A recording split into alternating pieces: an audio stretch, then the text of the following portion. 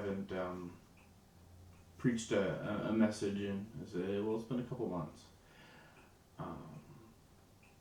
With the editing of the videos, the messages that we have on Saturday nights, it's been difficult to have a chance to really sit down and write a long form message. And I felt, for me, it's been more important to do the editing of the videos and a lot of the behind the scenes work. But at the same time, I have a calling to preach and teach, and a joy to preach and teach. So I would like to kind of try an experiment where we work through in smaller chunks a book in the Bible, and just get a chance throughout the week, I guess, to take some time, 10-15 minutes maybe, not very long, and just get a little bit of the Word throughout the week, especially while a lot of us are stuck at home. It's I feel it would be good for us to have that opportunity. I would like to take us through Hebrews. While on Saturday I would be preaching through James, I kind of would like to move back one book in the Bible to Hebrews, partially because of what we're going through today. We're going through just a hard time, a hardship in our faith and in our lives. And the book of Hebrews, while we don't know the author, was written to the Jewish population who had become Christians, who had believed in Jesus as the Messiah, but then the Romans started persecuting them and making it hard to be a Christian. And all these new Christians looked over to their Jewish brethren and noticed that their Jewish brethren weren't being persecuted at the same amount that they were. And so a lot of them were figuring, well, why don't I just go back to Judaism, and that way I won't get persecuted, but I can still believe. And the book of Hebrews is written to those Christians to encourage them to push on through that hardship. And I feel with the hardship that we're going through right now, we need a reminder to go through that. And so I would love it if you guys would study this book along with me. I'm thinking of, if I can, trying to do these on Tuesdays and Thursdays, and just going through the scriptures together with us. Just some shorter chunks, probably not super in depth, but we'll see where we get. It's a little bit more loose on the form. I've got 1 page of notes instead of my normal 8 to 10. So let's just open up with a word of prayer. Lord, I just thank you for who you are and for what you've given us, that you've given us your word, that you do love us. Lord, I thank you that you do everything to give yourself glory, Lord. I wouldn't want to serve someone who doesn't deserve all the glory of the world. Lord, I pray that you'll be with us, and that you will help us to get something out of this, Lord. Thank you in your name. Amen. So, as I had said before, Hebrews, a book to new Christian believers who are turning back to Judaism because of persecution.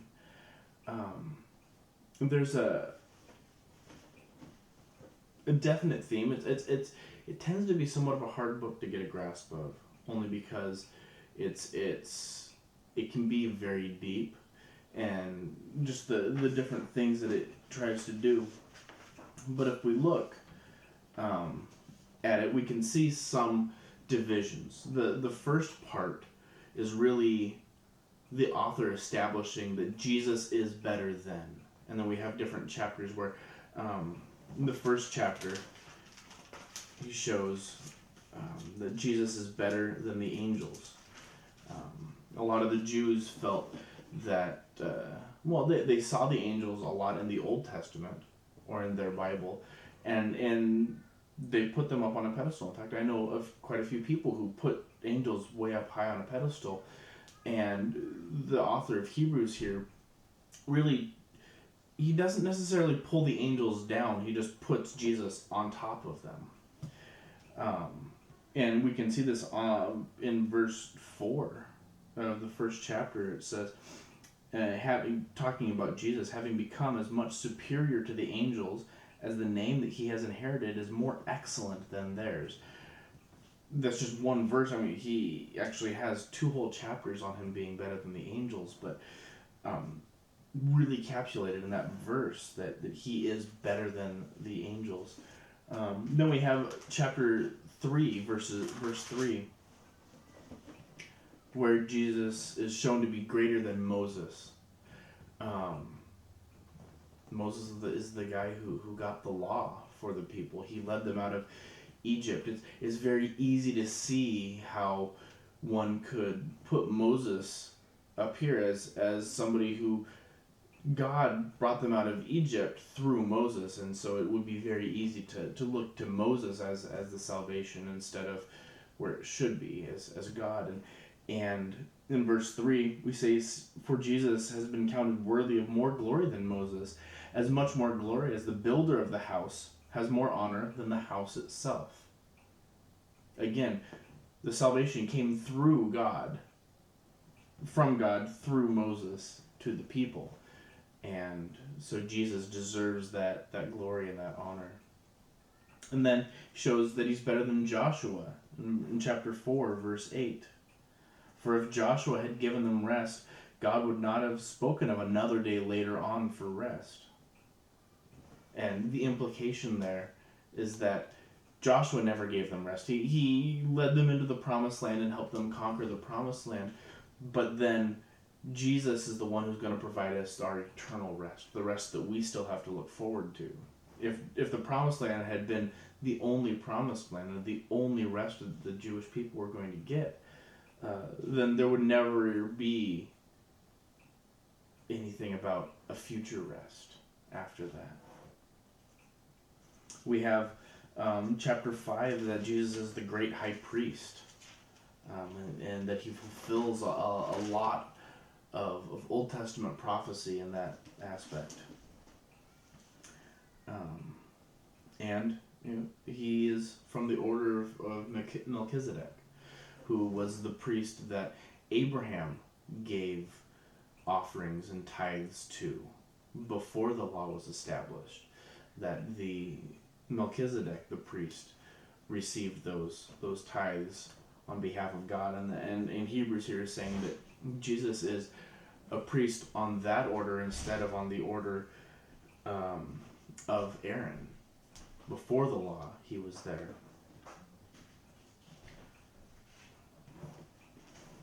He's part of a higher covenant. He's when we go through his sacrifice and how the sacrifice is sufficient for all time, instead of the yearly sacrifices or the monthly sacrifices that we have throughout the law.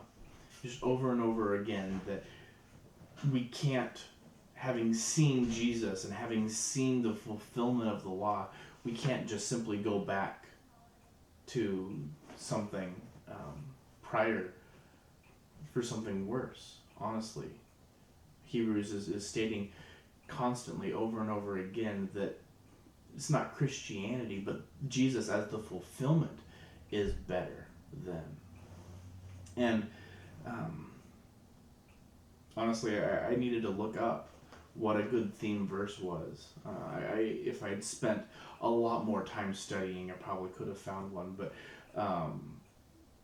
Hebrews 10 verses 23 and 24, I found it as a theme verse from a couple of sources, and then I looked at it, and it really does fit Hebrews, and I'd like to go through that.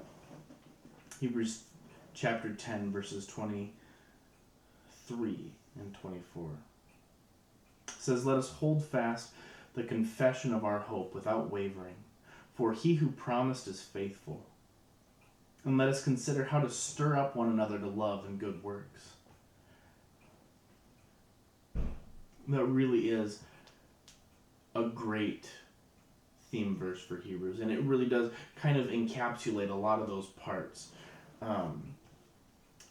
One breakdown is we have the first 5 chapters are who Christ is, and there's a little warning in there, chapter 5 and 6, and then chapters 7 through 10 are Christ's service, what he does. He's the high priest. He's the sacrifice and what his sacrifice did. Then there's another warning right after that in chapter 10. And then the second half of chapter 10, we have our response to who Christ is, what his service did, and then how we should respond to that is the end of Hebrews. These verses here, 23, hold fast on the confession of our hope. People are being persecuted, and they're running away from that confession, that hope that we have, and it's exhortation, it's encouragement. Hold fast to that. And then we have without wavering, kind of like James, the next book over. Do it without doubting. Do it without wavering. Do this. Hold fast onto it, and then don't waver. Don't doubt for a second that he's not going to be there for us. Hold on to it. And then we have he who promised is faithful. So we can hold on without wavering because Jesus is faithful. God is faithful. We're in good hands. And then the last part, our response is let us consider how to stir up one another to love and good works. So because Christ is so much better, because his sacrifices is good once and for all, we need to hold fast to that hope without wavering, and then stir each other up, remind each other that Christ is able, that he is good, that he can help us, and encourage each other and push each other on to greater and more good works. That really can sum up the entire book. If you remember that verse out of Hebrews, it really will help your faith. Remember that he is good and he's here for us, and because of that, encourage one another. There's a lot of great verses that we quote out of Hebrews. In fact, the next verse, 25, is a verse that's used quite a lot. In fact, it's been used a lot this year by a lot of churches. And it says, not neglecting to meet together, as is the habit of some, but encourage one another, and all the more as you see the day drawing near. It's a hard verse to reconcile with staying at home. If I'm staying at home, how am I meeting together? One of the really cool things is what we're doing right now. The technology that we have, simply phones. We can meet in different ways. Is it as good as congregating together in a church body and being able to interact with everybody on a 1-to-1 and 1-to-5 basis? No. Obviously that is better. But just because we're told to stay at home doesn't mean we should stop meeting each other. Now it's dangerous right now to meet physically, yes, but it's still necessary to meet in other ways. So as an encouragement, call each other. We all know other people, and if you don't have phone numbers, contact others. Well, Pastor Mike and Ruth, they have tons of phone numbers. There's Bobby and the prayer chain. You can contact other people, and then just check in on them. How are you doing? Hey, I this was a verse that's speaking to me today. I just wanted to share it with you. just little things like that, meeting together in that way. And honestly, it may sound self-serving, I guess, or petty, but everybody watching the service on Saturday night at the same time really, um, we can all know that everybody else is watching at the same time, and that's just it's while we're in different places, we're still doing the same thing. We're still meeting together. We're still getting fed. We're still singing at the same time. And that's just, it encourages me to think that and to see how many people are viewing it at the same time. It really is encouraging to me. And I know to Pastor Mike as well. But that's part of the exhortation here, to meet together. And then as soon as it's safe to meet together again, we need to get back into that habit again, because over all this time it's been breaking that habit. I found myself very busy on Saturdays and Sundays, just here around the house, and it's been, one little part of my mind has been saying this has been nice, but immediately I think about all the people that I miss from Saturday nights. And while it's nice to get a couple projects done, it's not even comparable, to honestly the joy, of being on Saturday night with the body, with my family, honestly, with you guys. Um, so I'd just like to go through Hebrews with you guys. This is just kind of a teaser here. Um, and then, I think Thursday we're going to start chapter 1 and see just the beginning of how Jesus is greater than the angels. It's really really cool. I've memorized most of that chapter, and it was really fun. So just thank you guys for tuning in. Please give me feedback. Um, these videos do have comments on them. You can comment on them.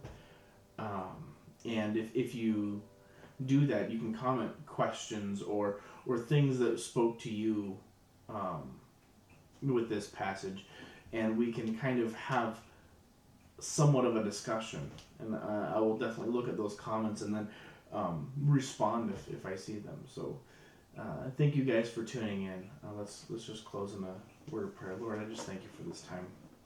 Thank you for what you've done for us. Lord, we thank you that you're faithful, and that we can hold on to you. Lord, help us to hold on to your promises and your hope without wavering. Just thank you for this time, Lord, in your name. Amen.